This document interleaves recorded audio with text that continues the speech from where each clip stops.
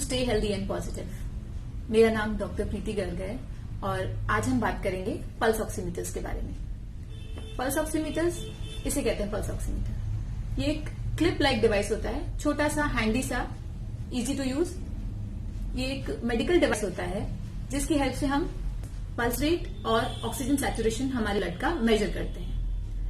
तो सिंपल से दो पैरामीटर्स मेजर करता है। वो दो पैरामीटर्स बहुत ही इंपॉर्टेंट होते हैं जिनकी नॉर्मल वैल्यूज हमारे बॉडी के फंक्शंस को बताती हैं हमें। इनकी वैल्यूज ऊपर नीचे होती हैं तो किसी न किसी मेडिकल कंडीशंस को बताती हैं और हमें डॉक्टर को दिखाने की जरूरत होती है या हॉस्पिटल में एडमिट होने की जरूरत पड़ती है। तो चलिए समझते हैं पल्स रेट और ऑक्सीजन सैचुरेशन, ये जो दो पैरामीटर्स ये पल्स ऑक्सीमीटर मेजर करता है उसके बारे में। पहला होता है पल्स रेट। पल्स रेट मतलब हार्ट रेट। हार्ट रेट एक मिनट में अपना हार्ट कितनी बार पंप कर रहा है, कितनी बार बीट कर रहा है। इसकी नॉर्मल वैल्यू होती है 60 to 100। अगर हम रेस्ट कर रहे हैं तो ये 60 से कम भी आ सकता है। अगर हम एक्सरसाइज कर रहे हैं या हम किसी स्ट्रेस में हैं या हमको फीवर है तो इसका वैल्यू 100 से ऊपर भी जा सकता है।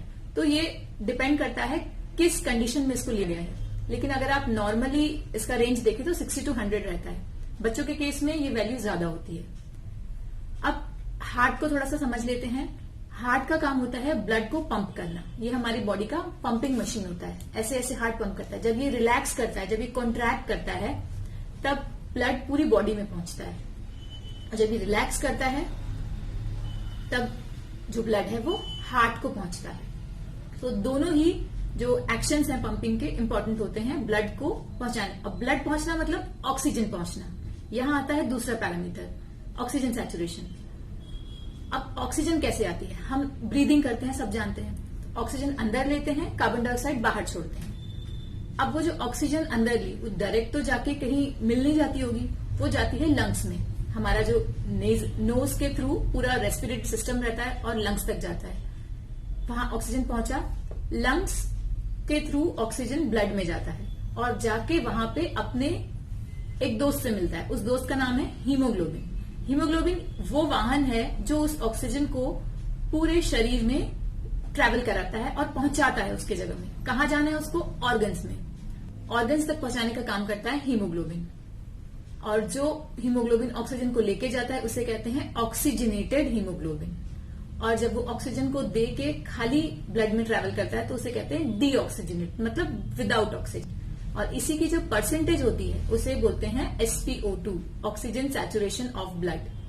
50% ऑक्सीजनेटेड है तो 50/100 × 100। इसी तरीके से आप वैल्यूज कैलकुलेट कर सकते हैं। इसका नॉर्मल वैल्यू होता है 95 to 100%।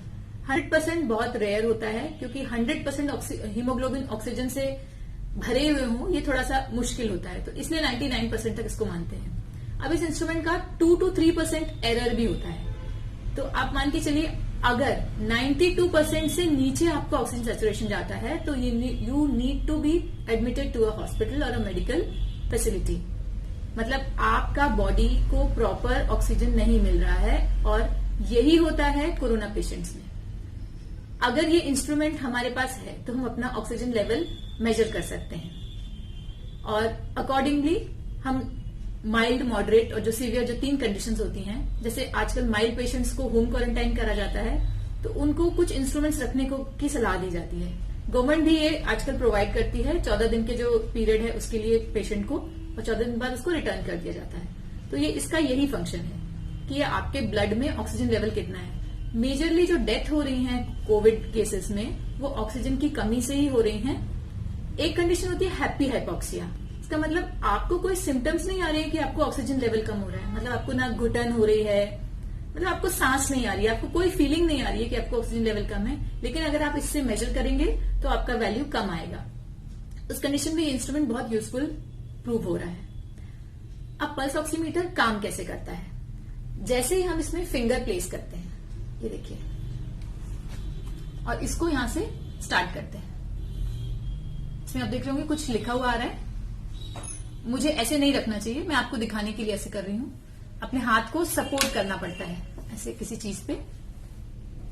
मेजरली आप इसे टेबल में या उसमें, और कुछ ही सेकंड्स में आपको इसमें रीडिंग मिलेगी। ये देखिए, एक तरफ इसमें दिख रहा है पल्स रेट, देख सकते हैं, और एक तरफ है SpO2।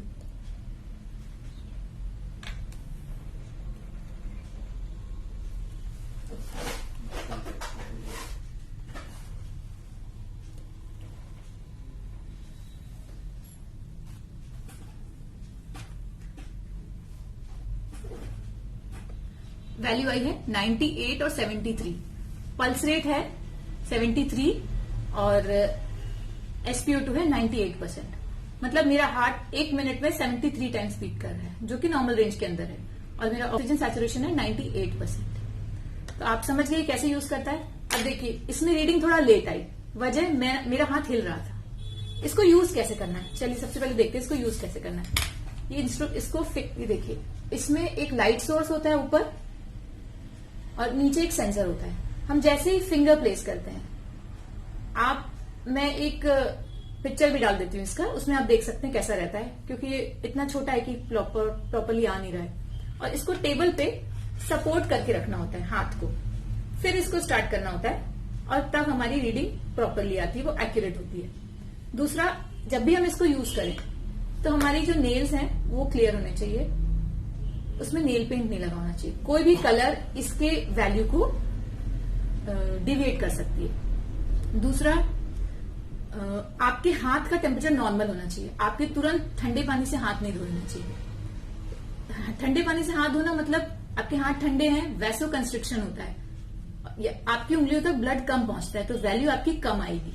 तो क्या क्या सावधानियां बरतनी है हमको, इसको प्रॉपरली उंगली रखनी है। उंगली का जो ये फ्लैश पार्ट है, एक तो नेल वाला पार्ट होता है, एक फ्लैश वाला पार्ट होता है। तो जो फ्लैश वाला पार्ट है, फिंगर बेड, इसको हमें सेंसर की तरफ रखना है।